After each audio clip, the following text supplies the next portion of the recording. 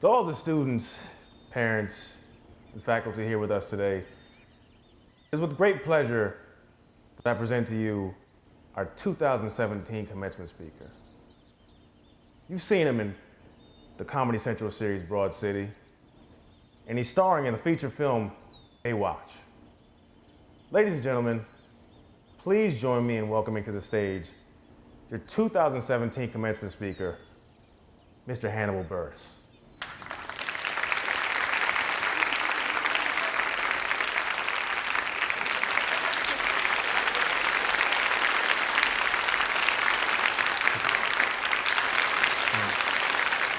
I did not star in Baywatch. I had about 7 lines, but thank you. Hello, graduating class of 2017. I'm so honored to be here in this city that your school happens to be in. It's a great city in a beautiful state. Last night I stopped by the really hip local restaurant where all of you get your food from. I ordered that really popular item on the menu because I'm cultured and that's what Yelp told me to do. And after that, I stopped by that really cool bar that you all spent tons of weekends hanging out at. You know that one that has the bartender John that all the ladies like? All you have to do is say his name with enthusiasm while pointing at him, John! And he'll hook you up with a drink. It was your favorite bar before you turned 21 for obvious reasons. But once you turned 21, it wasn't as fun, mainly because you realized it sucked. It's a terrible bar. Congrats, you made it. Or you didn't make it and you still wanted to come to this thing, and that's weird. Either way, can't say I'm happy for you because I don't know you. Some of you probably cheated your way through. And to be honest, some of you probably should have. Some of you had your parents pay your way through. That's cool, but don't be a dick and brag about it. It's not an accomplishment. It's their money, not yours. But you all stuck with it and didn't drop out. I bet the dropouts would have stayed in school if they knew I was giving a commencement speech. Now I'm here with some important words, a really strong message for you to remember forever, or at least until you have real life problems to worry about. I will convey it to you through a moving personal anecdote from my life. It will be a story that seems like it won't immediately be relevant to you, and you'll probably tune out for most of it, but by the end, it will have a really deep message. It's really gonna hit you. I swear, you're gonna feel it. It's gonna be so dope. Congrats to those of you who are the first one to graduate college in your family. Now you're more than likely the brokest one in your family. You don't have to worry about the freshman 15 in the real world because you most likely won't be able to afford food. It's time to enter the workforce and you're scared because this is what you've been running away from for the last 4 years. Now, I don't blame you. The real world is terrible. But if you want to keep running for 2 to 6 more years, there's always grad school. For all of you people in relationships, this is the end. It's over. It's done. It's not happening. It was all good when you and your sweetheart were living in the same dorm, but now they're moving back to California and they're gonna dump you pretty quick because everyone who lives there is way more attractive than you. Your love isn't that strong. It was convenient. I hope y'all have fun though. And if you were looking for a way out of your relationship, this is the time. Don't let that unhealthy relationship continue. Just break it off. You knew something was wrong when she went to study biology with that guy Chris every night for a whole week. Guess what? Chris doesn't even take biology. He's a philosophy professor. He's 48 years old. That's creepy. My point is, your parents aren't gonna be too happy with this moving back in thing. The basement is gonna be harsh, especially with that fluorescent light that's always flickering due to that really bad thunderstorm that happened when you were a kid. Or maybe it's the ghost, who knows? Hold on, I need some water. I kinda overestimated how long 10 minutes would be when you're not telling jokes. Yeah.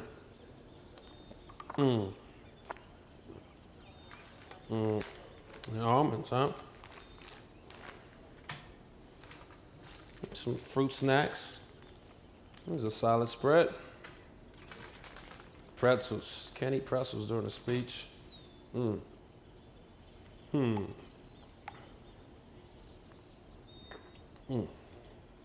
right.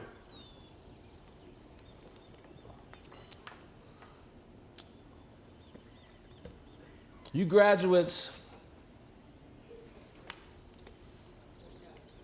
that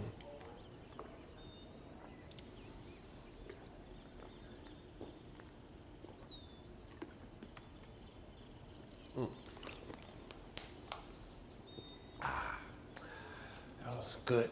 That's good water. You graduates have a tough road ahead, so here's that part of the speech where I tell a really stirring personal anecdote and related to an inspired message that I mentioned earlier.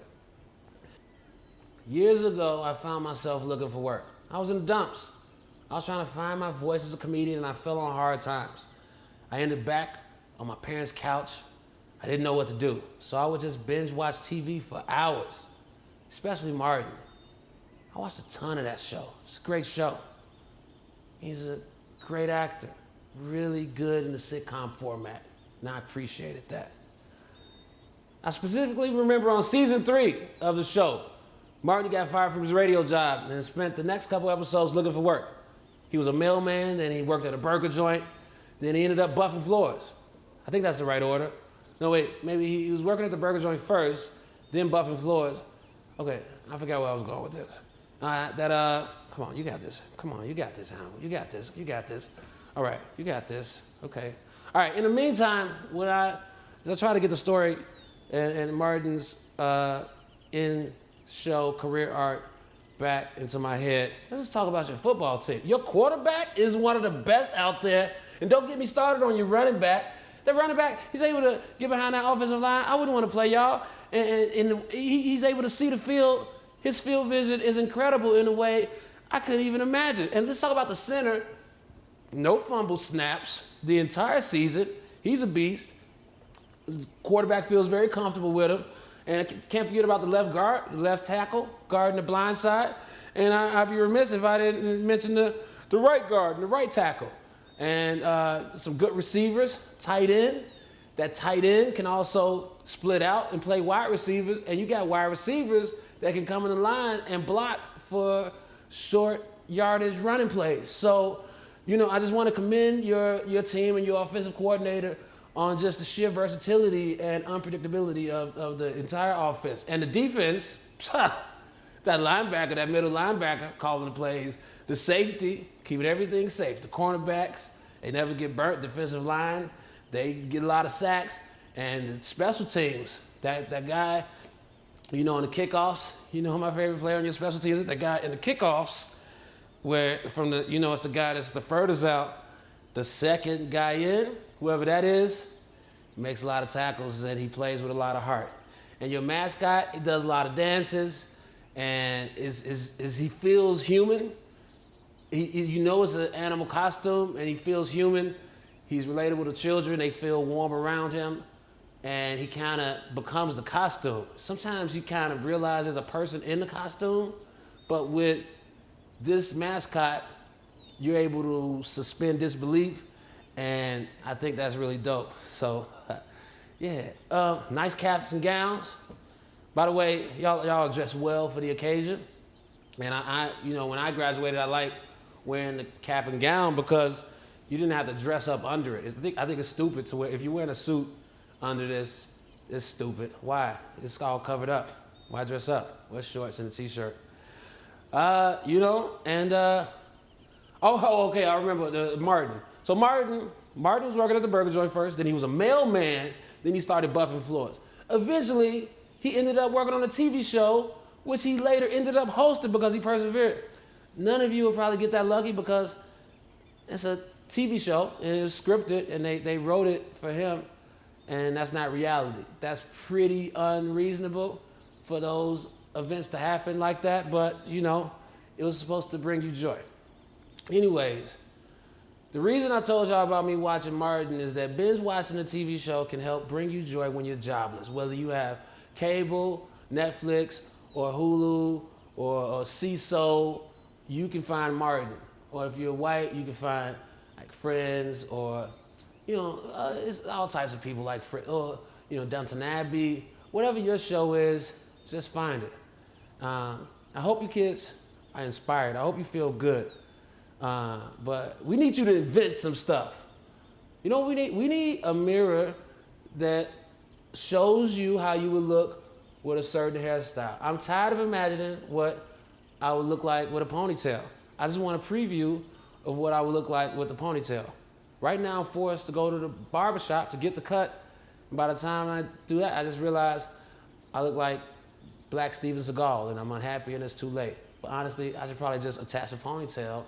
That would be more practical. Anyways, if none of you can invent that, you've wasted the past 4 years. And please save all your crazy college stories for people that were actually there. Your future coworkers aren't gonna care about that one time you and your buddies got drunk and did whippets and did something stupid in the field. Nobody cares. Well, I'm out of stuff to tell you.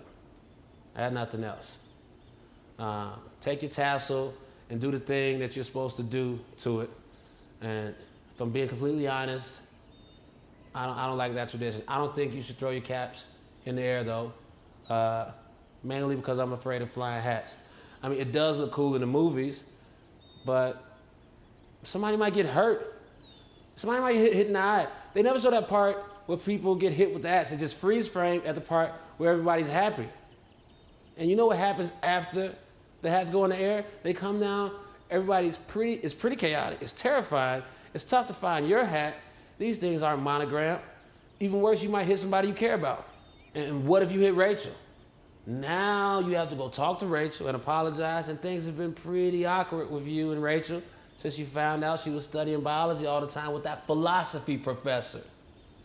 Anyway, you saw that? You saw what I did there? I did it, brought this thing home. You didn't think I was gonna talk about that Rachel thing again, but I did it. Full circle, call back, stuck the landing. Yeah, feels good. Anyways, congrats and good luck. But just know it's statistically impossible for all of you to succeed. That's just life.